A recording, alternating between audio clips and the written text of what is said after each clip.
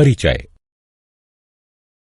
जब हम कमरे में चारों ओर नजर घुमाते हैं तो हम अधिकांश वस्तुओं को परावर्तित प्रकाश के अभिसारित यानी समानांतर प्रकाश किरणों को निकट लाना अथवा अपसरित यानी समानांतर प्रकाश किरणों को बिखेर देना इस क्रम में देखते हैं। अभिसरण और अपसरण की यह परिघटना गोलीय दर्पणों द्वारा होती है। वक्राकार पृष्ठ वाले दर्पण गोलीय दर्पण कहलाते हैं। उद्देश्य। इस पाठ के अंत में आप निम्न करने में सक्षम हो जाएंगे। गोलीय दर्पणों को परिभाषित करना, गोलीय दर्पणों के प्रकारों को समझना, गोलीय दर्पणों के द्वारा प्रकाश परावर्तन को समझना, अवतल दर्पण और उत्तल दर्पण। अवतल दर्पण एवं उत्तल दर्पण के मध्य अंतर कर पाना। प्रतिबिंब कैसे बनाएं? दर्पणों की संकेत परिपाटी को जानना, आवर्धन को परिभाषित करना, वक्रित पृष्ठों का परिचय। गोलीय दर्पण वह दर्पण होता है जिसका परावर्तक पृष्ठ कांच के किसी खोखले गोले का भाग होता है। गोलीय दर्पण दो प्रकार के होते हैं, अवतल दर्पण तथा उत्तल दर्पण। अवतल दर्पण ऐसा गोलीय दर्पण जिसमें पृष्ठ के झुकाव पर परावर्तन होता है, अवतल दर्पण कहलाता है। उत्तल दर्पण एक ऐसा गोलीय दर्पण जिसमें पृष्ठ के उभार पर परावर्तन होता है, उत्तल दर्पण कहलाता है।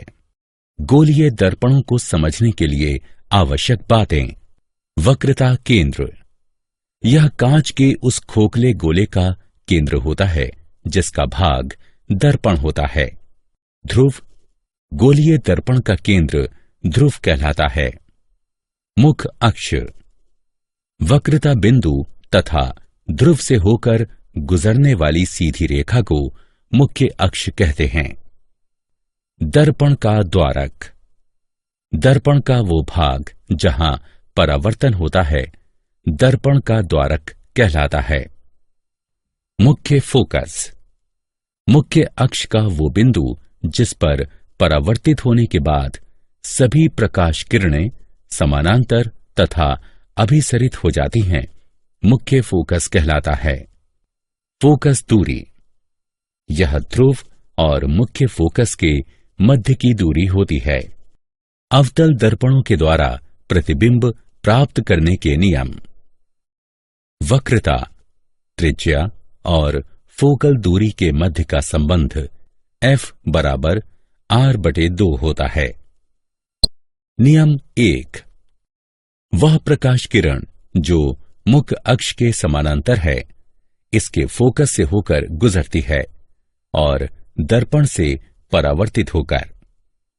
नियम 2, वक्रता केंद्र से होकर गुजरने वाली प्रकाश किरण वैसे ही पथ पर वापस परावर्तित होती है। नियम 3, फोकस से होकर गुजरने वाली प्रकाश किरण परावर्तन के बाद अक्ष के समानांतर हो जाती है। नियम 4, ध्रुव पर आपतित हुई प्रकाश किरण मुख्य अक्ष के साथ वैसा ही कोण बनाते हुए वापस परावर्तित हो जाती है। अवतल दर्पण द्वारा विभिन्न प्रकार के प्रतिबिंबों का निर्माण। जब बिंब ध्रुव P तथा फोकस यानी F के मध्य रखा गया हो तब प्रतिबिंब बनता है। दर्पण के पीछे आभासी और सीधा, बिंब की अपेक्षा बड़ा यानी आवर्धित। जब बिंब फोकस यानी F पर रखा गया हो तब प्रतिबिंब बनता है अनंतता पर, वास्तविक और उल्टा, अत्यधिक विवर्धित। अवतल दर्पण द्वारा विभिन्न प्रकार के प्रतिबिंबों का निर्माण। जब बिंब फोकस और वक्रता केंद्र के मध्य रखा गया हो तब प्रतिबिंब बनता है वक्रता केंद्र से परे। वास्तविक और उल्टा, बिंब की अपेक्षा बड़ा। जब बिंब वक्रता केंद्र यानी सी पर रखा गया हो तब प्रतिबिंब बनता है वक्रता केंद्र यानी सी पर, वास्तविक और उल्टा, उसी आकार का। जब बिंब अनंतता पर हो तब प्रतिबिंब बनता है फोकस पर, वास्तविक और उल्टा, बिंब की अपेक्षा छोटा। अवतल दर्पण के उपयोग। अवतल दर्पण का उपयोग किया जाता है टॉर्चों, वाहनों, हेडलाइटों और सर्च लाइटों में परावर्तक के तौर पर। चेहरे का बड़ा प्रतिबिंब देखने के लिए शेविंग दर्पण में। दंत चिकित्सकों द्वारा रोगी के दांतों का बड़ा प्रतिबिंब देखने के लिए उत्तल दर्पणों द्वारा बनाए गए प्रतिबिंब प्राप्त करने के नियम। नियम 1। किसी उत्तल दर्पण के मुख्य अक्ष की समांतर किरण दर्पण की ओर से आती हुई प्रतीत होती है। नियम 2। उत्तल दर्पण के वक्रता केंद्र की ओर जा रही किरण उसी पथ के द्वारा परावर्तित होती है। नियम 3।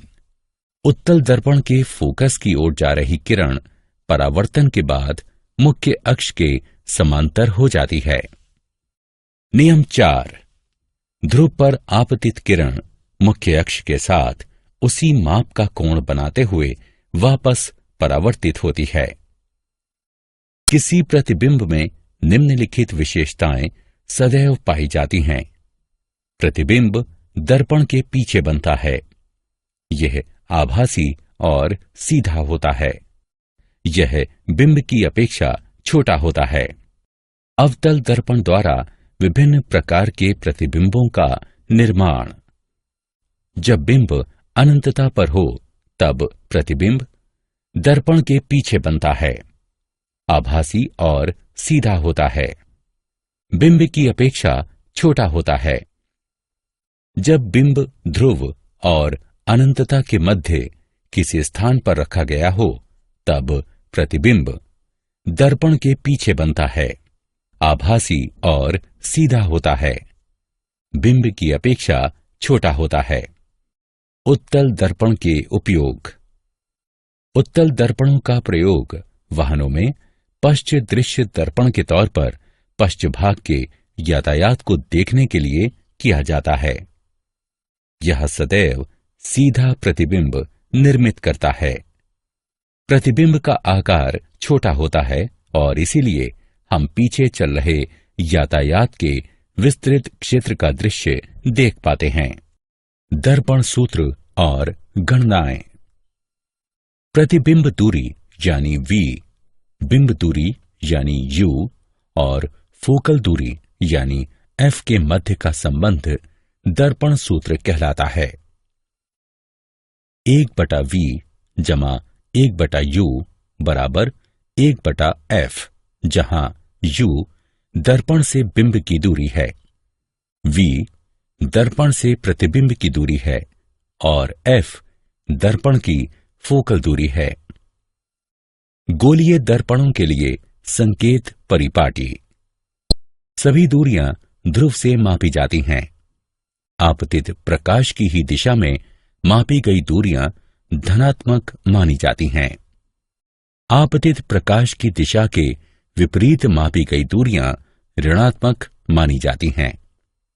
ऊर्ध्वगामी और लंबवत मापी गई दूरियां धनात्मक मानी जाती हैं। नीचे की ओर तथा लंबवत मापी गई दूरियां ऋणात्मक मानी जाती हैं। लेंसों द्वारा उत्पन्न आवर्धन। प्रतिबिंब की ऊंचाई और बिंब की ऊंचाई का अनुपात रेखीय आवर्धन कहलाता है। आवर्धन बराबर प्रतिबिंब की ऊंचाई h2 बटे बिंब की ऊंचाई h1, m बराबर h2 बटे h1। समीकरण 1। यदि आवर्धन में धनात्मक चिन्ह है तो प्राप्त प्रतिबिंब आभासी और सीधा होगा। यदि आवर्धन में ऋणात्मक चिन्ह है तो प्राप्त प्रतिबिंब वास्तविक और उल्टा होगा। रेखीय आवर्धन प्रतिबिंब दूरी और बिंब दूरी के अनुपात के बराबर होता है। m बराबर v यानी प्रतिबिंब दूरी बटे u यानी बिंब दूरी।